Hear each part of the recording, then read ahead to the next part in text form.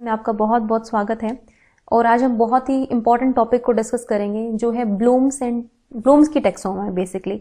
और ये आपके एजुकेशन एंड करिकुलम का बहुत इंपॉर्टेंट पार्ट है, इसीलिए मैंने ये यहाँ पर हेडलाइन लिखी है एजुकेशन एंड करिकुलम, क्योंकि ये ब्लूम्स की टेक्सोनोमी किसके अंडर आती है ये समझना बहुत ज़रूरी है। देखिए, अगर हम टीचिंग ऑब्जेक्टिव्स को या फिर एजुकेशनल गोल्स की बात करते हैं तो हम ब्लूम्स की टेक्सोनोमी की बात ज़रूर करेंगे, क्योंकि इन्होंने पूरा एक हमें क्राइटेरिया बताया है कि किस तरह से हमारे जो एजुकेशनल गोल्स या फिर हमारे लर्निंग ऑब्जेक्टिव्स हैं किस तरह से सेट होने चाहिए। कॉम्प्लेक्स, सिंपल टू कॉम्प्लेक्स, मतलब पूरी इन्होंने एक हायरार्की बताई है। तो बहुत समझना जरूरी है ब्लूम की टेक्सोनोमी को, और अच्छे से समझना जरूरी है क्योंकि बहुत ही एप्लीकेटिव क्वेश्चंस आते हैं इस पार्ट से। ओके, तो आज हम करेंगे ब्लूम्स की टेक्सोनोमी, जो कि आपका एजुकेशन एंड करिकुलम के अंडर आता है ये टॉपिक। सबसे पहले समझेंगे कि ब्लूम की टेक्सोनोमी है क्या, के जो ब्लूम के द्वारा वर्गीकरण दिया गया ये है क्या, या फिर इसको हम बोलते हैं टेक्सोनोमी ऑफ एजुकेशनल ऑब्जेक्टिव्स, यानी कि एजुकेशनल ऑब्जेक्टिव्स, यानी कि हमारे जो शिक्षा के उद्देश्य क्या हैं उसके बारे में जानने की कोशिश की गई ब्लूम के द्वारा। एक्चुअली 1956 में जो है ब्लूम और उनके कुछ सहयोगी थे जिन्होंने मिलकर एजुकेशनल गोल्स को डिवाइड किया और साथ ही साथ एक टेक्सोनोमी बनाई एजुकेशनल ऑब्जेक्टिव्स को लेकर। इसी को फेमसली हम बोलते हैं ब्लूम्स टेक्सोनोमी, क्योंकि ब्लूम का नाम सबसे ज्यादा इंपॉर्टेंट है क्योंकि इन्होंने जो डोमेन्स दिए थे 3 डोमेन्स की बात करते हैं, लेकिन उसमें कॉग्निटिव डोमेन का बहुत इंपॉर्टेंट रोल बताया इन्होंने और उसको बहुत ही इलैबोरेट किया इस टेक्सोनोमी के अकॉर्डिंग। तो इसीलिए ब्लूम की टेक्सोनोमी बोली जाती है। तो देखते हैं है क्या ये। Basically, it is a system of classification used to identify and differentiate numerous levels of human cognition, यानी कि मानव संज्ञान के जो कई स्तर हैं, मानव अनुभूति कह लीजिए या फिर संज्ञान कह लीजिए, उसके कई स्तरों की पहचान और अंतर करने के लिए इस्तेमाल की जाने वाली वर्गीकरण प्रणाली है। कौन से स्तर हैं? जैसे सोचने का है, सीखने का है, समझने का है। इन सब को समझने के लिए एक टेक्सोनोमी जो है इजाज की गई। और एजुकेशनल गोल्स को समझने के लिए, यानी कि जो हमारे शिक्षा के उद्देश्य होते हैं उनको समझने के लिए जो एजुकेशनल ऑब्जेक्टिव्स होते हैं उनको किस तरह से हम वर्गीकरण कर सकते हैं, उनको किस तरह से क्लासिफाई कर सकते हैं, वो समझने की कोशिश की गई। His taxonomy is one traditional framework for structuring learning outcomes, और लर्निंग आउटकम्स को स्ट्रक्चर करने के लिए बहुत बड़ी इनकी टेक्सोनोमी है और बहुत ही ट्रेडिशनली है, क्योंकि 1956 में इन्होंने ये चीज दी थी। तो आप समझ लीजिए काफी पुरानी है एजुकेशन के सेक्टर में। उस टाइम पे जब एजुकेशन तक हर किसी की पहुंच भी नहीं थी, उस टाइम पे इन्होंने इतना बड़ा काम किया था। तो it is very important taxonomy. तो चलिए आगे देखते हैं। Bloom and his associates have classified instructional objectives into 3 major domains. तो जो ब्लूम और उनके सहयोगी थे उन्होंने इन इंस्ट्रक्शनल ऑब्जेक्टिव्स को या फिर निर्देशात्मक उद्देश्यों को बेसिकली 3 पार्ट्स में तीन मेजर डोमेन्स में डिवाइड किया है। ये है कॉग्निटिव, अफेक्टिव एंड साइकोमोटर, या फिर कोनेटिव डोमेन भी इसको बोला जाता है। कॉग्निटिव मीन आपका संज्ञानात्मक, अफेक्टिव मीन्स आपका भावात्मक, और साइकोमोटर को हम क्रियात्मक भी कह सकते हैं। कोनेटिव को शंकुधारी भी बोलते हैं, बट साइकोमोटर को यहाँ पे साइकोमोटर ही है, बट क्रियात्मक भी बोलते हैं इसको। ठीक है, तो क्रियात्मक हो गया। तो इस तरह से 3 डोमेन्स की वो बात करते हैं। हम पहले इन तीनों डोमेन्स को समझ लेते हैं ताकि हमें थोड़ी सी क्लैरिफिकेशन हो जाए। सबसे पहले बात करेंगे कॉग्निटिव डोमेन की, यानी कि संज्ञानात्मक डोमेन की। इसके अंदर क्या आते हैं बेसिकली? कॉग्निटिव मतलब कॉग्निशन का मतलब होता है संज्ञान, और संज्ञान कहीं ना कहीं हमारे इंटेलेक्चुअल चीजों से जुड़ा हुआ है। हमारी जो क्रिटिकल थिंकिंग है, रीजनिंग पावर है, या फिर जो higher mental ability, cognitive abilities होती है, वो सब कॉग्निटिव डोमेन के अंडर आती है। तो it includes those objectives that deal with recall for recognition of learned material and the development of intellectual abilities and skills.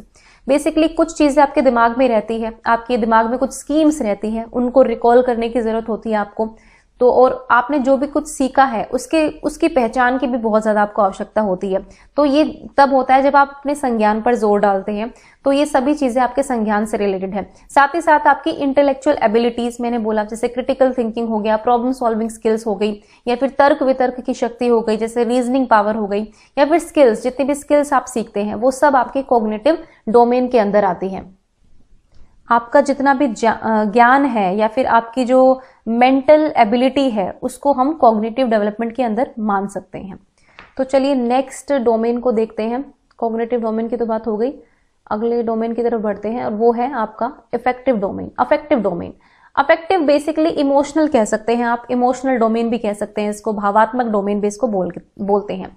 यहाँ पर इमोशंस की बात होती है, मतलब इमोशंस की, आपकी फीलिंग्स की, आपकी भावनाओं की, आपकी एटीट्यूड, आप किस तरह की वैल्यूज को मानकर चल रहे हैं, ये सब आपकी इमोशन का पार्ट होता है। It includes objectives that emphasise interest, आपकी रुचियां क्या है, अभिरुचियां क्या है, आपका एटीट्यूड यानी कि आपका दृष्टिकोण क्या है, आप अपने हित के बारे में क्या सोचते हैं, आपकी वैल्यूज क्या है, and the development of appreciation, adequate adjustment. और अब इन चीजों के थ्रू और इन चीजों के बीच आप किस तरह से एडजस्टमेंट करते हैं इमोशनली, ये सारी चीज आपकी भावात्मक डोमेन में होती है। क्योंकि देखिए एजुकेशन सेक्टर में हम केवल कॉग्निटिव डोमेन की बात नहीं कर सकते हैं, जो आपका इमोशनल डोमेन होता है वो भी बहुत इंपॉर्टेंट होता है, क्योंकि हमारे इमोशंस कहीं ना कहीं हमारी इंटेलेक्चुअल एबिलिटीज को प्रभावित करते हैं और उनका भी बहुत इंपॉर्टेंट रोल होता है हमारे कॉग्निशन में कह लीजिए, या फिर ऑल ओवर डेवलपमेंट की बात हम करेंगे। यहाँ पर आपकी सेल्फ एस्टीम क्या है, आपका एटीट्यूड क्या है, आपके इमोशनल एरियाज जो होते हैं, आपकी फीलिंग्स जो होती हैं, वो सब अफेक्टिव डोमेन का पार्ट होती हैं। नेक्स्ट डोमेन को समझते हैं, साइकोमोटर या फिर कोग्निटिव बोल सकते हैं इसको, क्रियात्मक डोमेन बोलते हैं इसको बेसिकली। तो ये किससे रिलेटेड है, साइकोमोटर की बात हो रही है। देखो मोटर स्किल्स जो होती हैं, इसमें दो तरह की स्किल्स होती हैं, आपकी फाइन मोटर स्किल्स होती हैं, आपकी ग्रोस मोटर स्किल्स होती हैं, ये दोनों ही इसमें आ जाएंगी। और it is concern with physical motor और manipulation skills like handwriting. अब हैंड राइटिंग जो होती है वो आपकी फाइन मोटर स्किल्स पर आधारित होती है, बहुत ही बारीक जो आपके क्रियात्मक कौशल होते हैं उन पर। और जैसे मैप ड्राइंग हो गया, या फिर आप पेज के पन्ने पलटते हैं तो भी आप अपनी उंगलियों का इस्तेमाल करते हैं, जो कि बहुत ही फाइन मोटर स्किल्स है। अगर आप चलते हैं या फिर आप दौड़ते हैं या कोई फिजिकल एक्टिविटी करते हैं तो वहां आपकी जो है ग्रोस मोटर स्किल्स भी इंक्लूड होती है, साथ ही साथ फाइन मोटर स्किल्स भी इंक्लूड होती है। तो ये सारी स्किल्स जो आप एक्वायर करते हैं through out your development span, ये सब पार्ट होता है साइकोमोटर डोमेन का, यानी कि क्रियात्मक डोमेन का। यहाँ पर आप मैनुअल और फिजिकल स्किल्स कैसे डेवलप करते हैं तो वो सब इसके अंदर आता है। जैसे कि अगर आप मान लीजिए चरखा चलाना सीख रहे हैं, that also comes under your psychomotor skills, क्योंकि आपको बहुत ही फाइन मोटर स्किल्स की जरूरत होती है। आप चरखा चलाना सीख लिया आपने, या फिर आप मिट्टी के घड़े बना रहे हैं, आप पेंटिंग कर रहे हैं, आप मिट्टी पे कुछ कलाकारी कर रहे हैं, तो ये सब आपकी साइकोमोटर डोमेन के अंदर आएगी। अब हम अपनी मेन चीज पर आते हैं। देखिए हमने पढ़ लिया कि डोमेन्स कौन से थे, लेकिन जो ब्लूम की टेक्सोनॉमी है वो बेसिकली कॉग्निटिव डोमेन की है। और यहाँ पर इन्होंने लेवल ऑफ परफॉर्मेंसेस दिए हैं कि किस तरह से आप किस लेवल पर किस तरह का परफॉर्मेंस देते हैं, वो इन्होंने डिफाइन किया है। ठीक है, और इसकी पूरी एक हायरार्की है। तो अगर हम नीचे से देखें तो यहाँ मैंने हिंदी में ली हुई है ये पिक्चर, और ये आपकी इंग्लिश में है समझने के लिए, क्योंकि एग्जैक्ट हिंदी जो है इन वर्ड्स की चेंज भी हो जाती है एग्जैक्टली, लेकिन ये कुछ पर्टिकुलर टर्म्स हैं जो आपको देखने को मिलेंगी। हिंदी मीडियम वाले बच्चों के लिए बता रही हूँ, अदरवाइज इंग्लिश मीडियम वालों के लिए तो ये सेम रहेंगी। वैसे मतलब हिंदी में होता है ना कि जैसे कॉम्प्रीहेंशन कुछ अलग अलग चीजों से भी जाना जाता है, तो इसी तरह से खैर जो भी है, लेकिन मैं आपको बस ये बताना चाहती हूं कि ये आपकी 1 2 3 4 5 6 ये 6 लेवल ऑफ परफॉर्मेंसेस दिए थे ब्लूम ने अपनी टेक्सोनॉमी में, और इनकी प्रॉपर एक हायरार्की है। मतलब ये नीचे से कि ऊपर की ओर जा रही हैं। ये आपकी नीचे की लो तो नहीं कहेंगे, मतलब ये कहेंगे कि ये एक असेंडिंग ऑर्डर में चल रही है, कि सबसे नीचे नॉलेज आता है, फिर कॉम्प्रीहेंशन, फिर एप्लीकेशन, फिर एनालिसिस, सिंथेसिस, और फिर आप इवेलुएट कर रहे हैं किसी चीज को। तो इस तरह की एक हायरार्की बनी हुई है इधर। ओके, तो चलिए इन हायरार्कीज को समझते हैं, बेसिकली इनको समझते हैं ये क्या है। तो ये देखिए, ये कुछ मेन कैटेगरीज हैं, उनकी टेक्सोनॉमी है एजुकेशनल ऑब्जेक्टिव्स की। तो सबसे पहले बात करेंगे नॉलेज की। तो नॉलेज के अंदर क्या आता है, नॉलेज मीन्स ज्ञान, कितना आपके दिमाग के अंदर कहते हैं ना जो स्कीम्स बनी हुई है ऑलरेडी, ठीक है, कुछ आंकड़े हैं, कुछ फैक्ट्स हैं आपके दिमाग में जो आप रिकॉल कर सकते हैं आराम से। अगर आपको कहा जाए कि इंडिपेंडेंस डे कब सेलिब्रेट किया जाता है, तो आप कहेंगे 15 अगस्त। तो ये आपका क्या है, ये आपकी नॉलेज है, ये आपकी सोशल नॉलेज है जो आपको सोसाइटी से मिली है।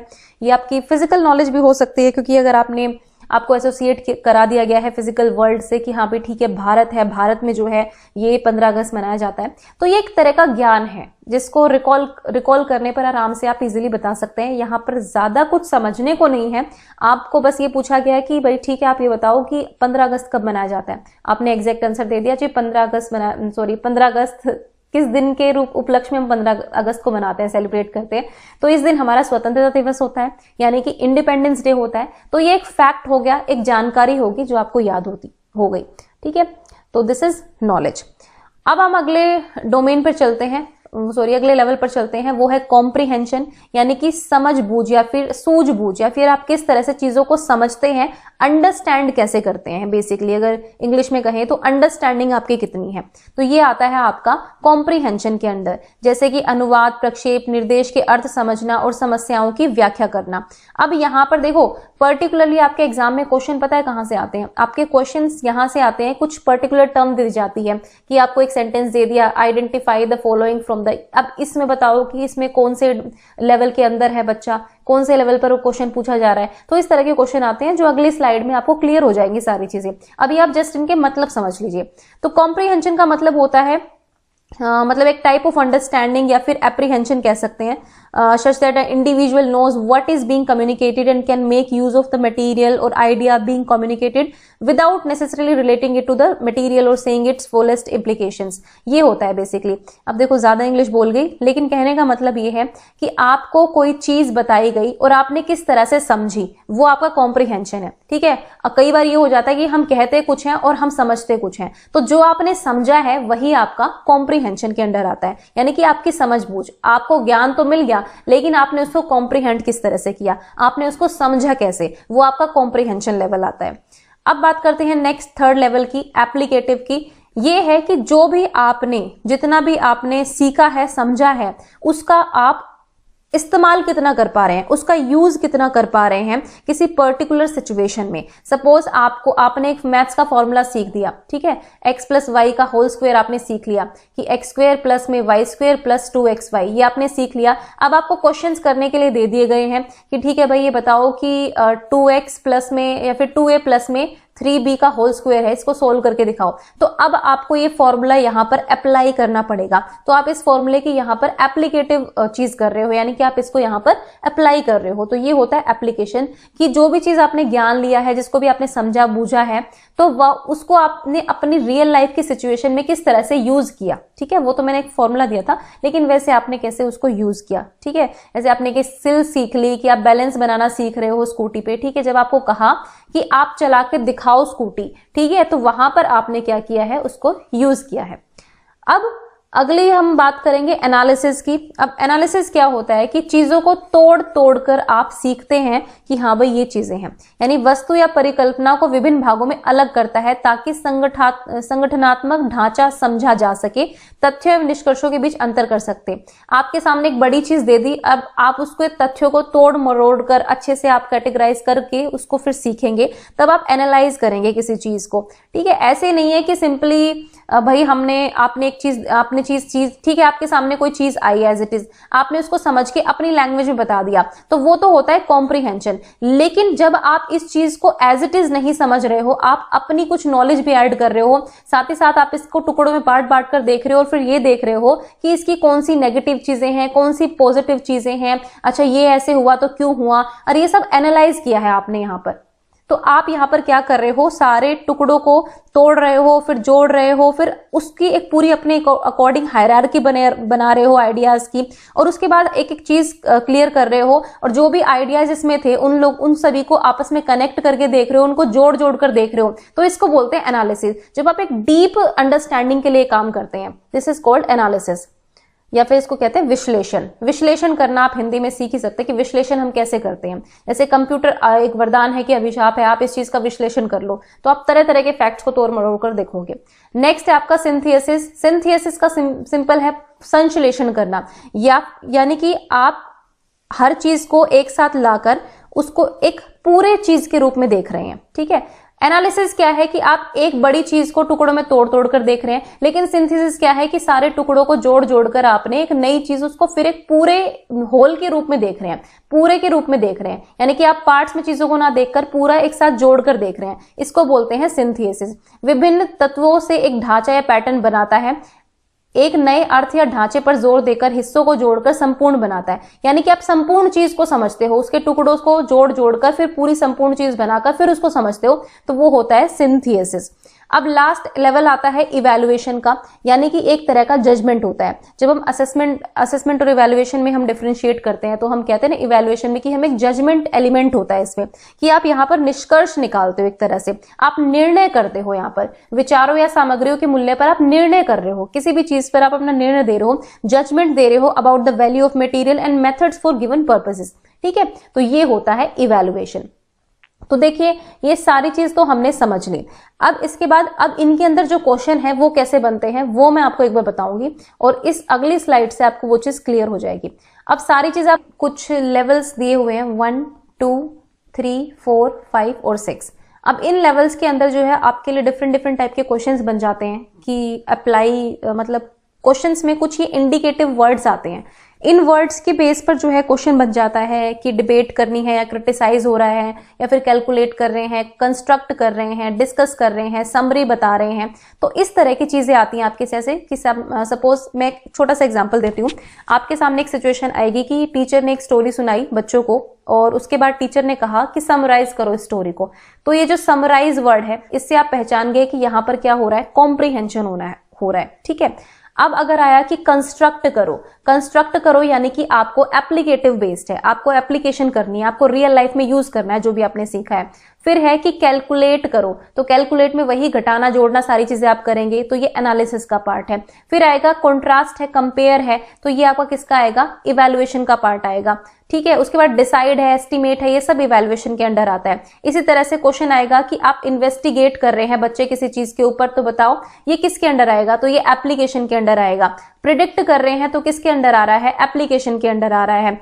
प्रपोज कर रहे हैं तो किसके अंडर आ रहा है, एनालिसिस के अंडर आ रहा है। तो ये पूरी टेबल है और इसमें ये सारे वर्ड्स जो हैं आपके लिए इंडिकेटर्स हैं एक तरह से। अगर ये वर्ड्स आपको दिख जाते हैं एग्जाम में किसी भी क्वेश्चन के लिए और फिर आपसे पूछा जाता है कि ये पर्टिकुलर क्वेश्चन अगर पूछा जा रहा है किसी बच्चे से तो फिर वो कौन से लेवल के अंदर है, तो आप बता पाएंगे कि ये नॉलेज के अंदर आता है, कॉम्प्रीहेंशन, एप्लीकेशन, एनालिसिस, सिंथेसिस या फिर इवैल्यूएशन के अंदर आ रहा है। तो ये चीज आपको क्लियर हो जाएगी। जैसे फर्स्ट ही मैं आपको समझा देती हूँ, डिफाइन करना। अगर किसी चीज को डिफाइन या स्टेट करना आए, सपोज कहें कि डिफाइन मोशन, क्वेश्चन आया कि एक टीचर ने बच्चों को कहा कि डिफाइन मोशन, तो बताओ ये ब्लूम की टेक्सोनॉमी में कौन से लेवल के अंदर आती है, तो आपको समझ जाना है दिस कम्स अंडर नॉलेज, क्योंकि आप जस्ट अपने ज्ञान का वो करेंगे। उसके बाद है किसी चीज को क्लासिफाई करना आ रहा है, क्लासिफाई करना है तो आप समझेंगे कि कॉम्प्रीहेंशन के अंडर है, क्योंकि अगर मान लीजिए रेड बॉल्स है, ग्रीन बॉल्स भी हैं, येलो बॉल्स हैं एक बॉक्स के अंदर, और आपसे कहा है कि आप रेड अलग निकालो, ग्रीन अलग निकालो, तो आपको नॉलेज तो है ही कि रेड है, ग्रीन है, येलो है, इतना तो आपको ऑब्वियसली समझाया ही होगा। उसके बाद तो क्लासिफिकेशन करने को कहेंगे, बस आपने उठाई और डाली, उठाई और डाली, यहाँ पे आपको समझ में आ गया कि आपको करना क्या है, तो आपने ये कर दिया, दैट कम्स अंडर कॉम्प्रीहेंशन। फिर आप अप्लाई करेंगे, तो एप्लीकेशन मैंने आपको बताया ही था कि अप्लाई आप कहाँ कहाँ किस किस सिचुएशन में कर सकते हैं। सपोज कोई चीज आपने सीखी है, लेट्स से कि क्या सीखा है आपने, जैसे मैथ्स का ही मैंने क्वेश्चन बताया था कि आपने फॉर्मूला सीखा है, तो अब आपको क्वेश्चन सोल्व करने हैं, तो आप यहाँ पर क्या करेंगे, अप्लाई करेंगे। एनालाइज का मैंने आपको बता ही दिया था। अरेंज करना, किसी चीज को अरेंज करना, यानी कि सिंथेसिस कर रहे हैं आप, क्योंकि आपके सामने टुकड़े हैं और टुकड़ों को आप अरेंज करके एक पैटर्न में लेकर आ रहे हैं, एज ए होल उसको देखेंगे, जैसे असेंडिंग डिसेंडिंग इस तरह से, तो ये अरेंजमेंट आपका सिंथेसिस के अंडर आ गया। इवैल्यूएशन के अंडर आपका क्या आ गया, जैसे असेस करना, चूज करना, कंपेयर करना, कॉन्ट्रास्ट करना, तो ये सब इसका आपका किसके अंडर आ गया, इवैल्यूएशन के अंदर। अब एक चीज का और आपको ध्यान रखना है कि क्वेश्चन की सेंस को भी समझना है। अगर ऐसा नहीं है कि जस्ट ये क्वेश्चन ये देख लिया आपने और सीधे आपने टिक कर दिया, वैसे मोस्टली 98% तो क्वेश्चंस में होगा कि आप आराम से देखकर टिक कर सकते हैं कि हाँ भाई ये इस लेवल के अंडर है, लेकिन स्टिल कई बार एग्जामिनर क्वेश्चन घुमा के पूछ लेता है, तो आपको ये चीज याद रखनी है कि आपको इनका मतलब भी क्लियर होना चाहिए कि भाई नॉलेज पूछ रहा है, कॉम्प्रीहेंड करवा रहा है, एप्लीकेटिव यूज करवा रहा है, एनालिसिस करवा रहा है, सिंथेसिस करवा रहा है, या फिर आपका इवैल्यूएशन करवा रहा है। तो ये चीज भी आपको ध्यान रखनी है। इस चीज को आप ध्यान रखेंगे और इनको पढ़ लेंगे तो आपको चीजें बिल्कुल आराम से क्लियर हो जाएंगी। जैसे कि अंडरलाइन करवा रहा है, सपोज कोई भी चीज दी, जैसे कि मैंने एक पूरी लाइन दे दी और आपसे कहा कि टीचर ने बच्चे से कहा कि जितने भी नाउन वर्ड्स आपने देखे हैं उन सभी नाउन वर्ड्स को आप अंडरलाइन कर दो। ठीक है, तो अंडरलाइन करवा रहा है, दैट कम्स अंडर नॉलेज, कि आपने नाउन पढ़ा हुआ है, आपको इसकी नॉलेज है, तो आपने अंडरलाइन कर दिया, क्योंकि आपने अपना अलग से कुछ यहाँ पर जोड़ा नहीं है। ठीक है, आपने जस्ट, आपके सामने एक मटेरियल था, आपने जस्ट अंडरलाइन करना है और कुछ भी नहीं करना है आपको। ठीक है, तो ये हो गया अंडरलाइन, तो ये किसके अंडर आ गया, नॉलेज के अंडर आ गया। फिर स्केच बनाना है, रीड करना है, यूज करना है, रिकॉल करना है, नेम लेना है किसी का, तो ये सब आपका नॉलेज के अंडर आ गया। इस तरह से अगर ये वाली चीजें आएंगी तो आपका कॉम्प्रीहेंशन। तो कहने का मतलब ये है कि कुछ ये इंडिकेटर्स दे रही हूं आपको, वर्ड इंडिकेटर्स हैं एक तरह से, जो आपको बता देंगे कि क्वेश्चन किस सेंस में पूछा गया है, कौन से लेवल के अंडर है। तो this is all about the Bloom's taxonomy. Next है Bloom's revised taxonomy of instructional objectives. अब देखिए, ब्लूम के कार्य के बाद जो भी उन्होंने अपनी टेक्सोनॉमी दी, उसके बाद उनके एक फॉर्मर स्टूडेंट थे लॉरेन एंडरसन, तो 2001 में जो है ब्लूम की टेक्सोनॉमी में कुछ चेंजेस किए गए और उसको दोबारा से एक नए फॉर्मेट में पेश किया गया। And student of Bloom revisited the cognitive domain, इन्होंने कॉग्निटिव डोमेन को रिविजिट किया और उसमें कुछ चेंजेस किए। Domain in the learning taxonomy in the mid 90s and made some changes. फिर 2001 के करीब जो है इसमें संशोधन हुआ, और उस संशोधन को भी जानना बहुत जरूरी है क्योंकि वो काफी इंपॉर्टेंट है, नया भी पूछा जा सकता है। तो ये देखिए यहां पर मैंने लिख दिया आपके लिए। तो ओरिजिनल टर्म्स ये थी और न्यू टर्म्स जो है वो ये आई हैं। यानी कि ओरिजिनली हमारे पास ये टेक्सोनॉमी थी, knowledge, comprehension, application, analysis and synthesis. Changes क्या हुए हैं कि यहाँ पे नॉलेज की जगह पर आ गया रिमेंबरिंग, यानी कि रिकॉलिंग द फैक्ट्स वाली बात आ गई कि आप किसी चीज को याद कर रहे हो, तो ये नॉलेज को चेंज कर दिया गया रिमेंबरिंग से। फिर कॉम्प्रिहेंशन को चेंज कर दिया गया अंडरस्टैंडिंग से। बात वही है, नाम अलग है बस, लेकिन वही बात है, समझ की बात है। एप्लीकेशन को अप्लाइंग कर दिया गया, एनालिसिस को एनालाइजिंग कर दिया गया, सिंथेसिस। अब यहाँ पर एक मेजर चेंज यहाँ पर हुआ है इन चारों में, तो वो मेजर चेंज क्या हुआ है वो देख लेते हैं। जैसे कि पुरानी जो टेक्सोनॉमी थी उसमें इवैल्यूएशन को सबसे ऊपर रखा गया था, अब यहाँ पर इवैल्यूएशन को सेकंड लास्ट नंबर पर ले आए, यहाँ पर ले आए, मतलब टॉप सेकंड, मतलब सेकंड रैंक पर देख लीजिए आप इसको। और सिंथेसिस को चेंज कर दिया गया क्रिएटिंग वर्ड से, और इसको सबसे टॉप पे ले आए गए। मतलब आप जजमेंट पहले कर लीजिए, उसके बाद आप कुछ नया क्रिएट कीजिए, ये वाली बात है। तो यहाँ पर ये टेक्सोनॉमी हमारे सामने उभर कर आई जो रिवाइज्ड टेक्सोनॉमी है, कि रिमेंबरिंग है सबसे पहले, अंडरस्टैंडिंग है, अप्लाइंग है, एनालिसिस है, यानी कि इवैल्यूएशन हो गया। और इवैल्यूएशन में आप क्या करेंगे, आप यहाँ पे चेक करेंगे या फिर जजमेंट आप यहाँ पर दे देंगे, और उसके बाद आप नया क्रिएट करेंगे या फिर जनरेट करेंगे, प्रोड्यूस करेंगे नई चीज, तो वो क्रिएटिंग में आ गई। तो यानी कि क्रिएट करना या प्रोड्यूस करना वो सबसे हायर लेवल ऑफ लर्निंग माना गया, कि जब आप कुछ नया बनाते हैं, कोई नई चीज जनरेट करते हैं, तो वो क्रिएटिंग में आता है और वो सबसे हाई लेवल ऑफ लर्निंग है। जबकि ब्लूम्स की टेक्सोनॉमी में ये हायरार्की थी कि नीचे सबसे आता है नॉलेज, फिर कॉम्प्रिहेंशन, एप्लीकेशन, एनालिसिस, सिंथेसिस और फिर इवैल्यूएशन, कि आप सिंथेसिस पहले करते हैं, फिर बाद में इवैल्यूएशन। अगर जजमेंट पावर आप में ज्यादा है तो सबसे टॉप पे वो इवैल्यूएटिव स्किल्स आती हैं, लेकिन यहां पर बदलाव किया गया इस तरह से। तो ये है आपके रिवाइज्ड टेक्सोनॉमी, जो कि 2001 में जो है इसको रिवाइज किया गया था। अब एक चीज और जानने लायक है कि ये जो नॉलेज थी इसके बारे में भी कुछ नई चीजें बोली गई। यहां पर नॉलेज को भी डिवाइड कर दिया गया। इस नॉलेज में मैं आपको बता देती हूँ कौन कौन सी। सबसे पहले बोला गया फैक्चुअल नॉलेज, तथ्यात्मक ज्ञान। उसके बाद सेकंड नंबर पर कंसेप्चुअल, कंसेप्चुअल का मतलब कंसेप्ट, संकलनात्मक ज्ञान कह सकते हैं। और थर्ड नंबर पर है प्रोसीजरल।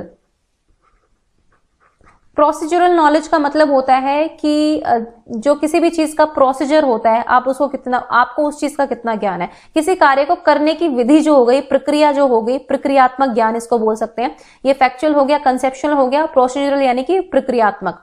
चौथे नंबर पर हम देखते हैं मेटाकॉग्निटिव। मेटाकॉग्निटिव का मतलब क्या होता है, कॉग्निशन अबाउट कॉग्निशन, यानी कि संज्ञान के बारे में संज्ञान। जब आप जो भी चीज करते हो तो उसके बारे में आप रिफ्लेक्टिव सोचते हो कि मैंने ये चीज ठीक की, गलत की, उस चीज को एनालाइज जब करते हो आप बैठ के, उसको हम बोलते हैं मेटाकॉग्निटिव। यानी कि अपने बारे में ही दोबारा से रिफ्लेक्ट करके उस चीज, अपनी थिंकिंग के ऊपर दोबारा थिंकिंग करना, अपनी सोच के ऊपर दोबारा से सोचना कि आपने सही किया, गलत किया, जो भी है वो आता है आपका मेटाकॉग्निटिव नॉलेज के अंदर। तो यानी कि इस नई टेक्सोनॉमी में इस नॉलेज को भी जो है 4 चीजों में डिवाइड कर दिया गया। Factual, FACTUAL factual, conceptual, CONCEPTUL conceptual knowledge, यानी कि आपकी संकलनात्मक ज्ञान। फैक्चुअल मतलब आपका तथ्यात्मक ज्ञान, तथ्यात्मक ज्ञान हो गया। कंसेप्चुअल आपका संकलनात्मक। उसके बाद प्रोसीजरल मतलब हो गया आपका प्रक्रियात्मक। और आपका metacognitive, I don't know the exact Hindi of metacognition, but it is related to संज्ञान, संज्ञान। ओके, तो मेटाकॉग्निटिव। तो यानी कि ये 4 हो गई नॉलेज जिनको मतलब डिवाइड किया गया फिर से। सो गाइज ये थी ब्लूम की टेक्सोनॉमी और उससे रिलेटेड चीजें जो आपके एग्जाम में बिल्कुल आने लायक है। टेक्सोनॉमी अपने आप में बहुत इंपॉर्टेंट है। बस मैंने जो आपको ये लास्ट पिक्चर दिखाई थी, सेकेंड लास्ट जो मैंने पिक्चर आपको दिखाई थी, yes this picture, this is very important. आप इस टेबल को जो है अच्छे से लर्न कर लीजिए, इस टेबल को आपको समझना होगा अच्छे से, क्योंकि क्वेश्चन यहीं से निकल कर आते हैं ब्लूम की टेक्सोनॉमी। मोस्टली क्वेश्चन यहीं से आते हैं कि आपको एक क्वेश्चन दे देंगे, उस क्वेश्चन में ये कुछ ये जो इंडिकेटर्स है ना, ये सारे इंडिकेटर्स आपको उस क्वेश्चन में मिलेंगे और फिर आपसे बस ये पूछा जाएगा कि ये कौन से लेवल के अंदर आता है, तो आपको उसका आंसर करना होगा। तो मोस्टली क्वेश्चन ब्लूम की टेक्सोनॉमी से यहीं से आते हैं। अदरवाइज कोई और भी क्वेश्चन आएगा तो आप इजिली उसको कर पाएंगे। And thank you for watching.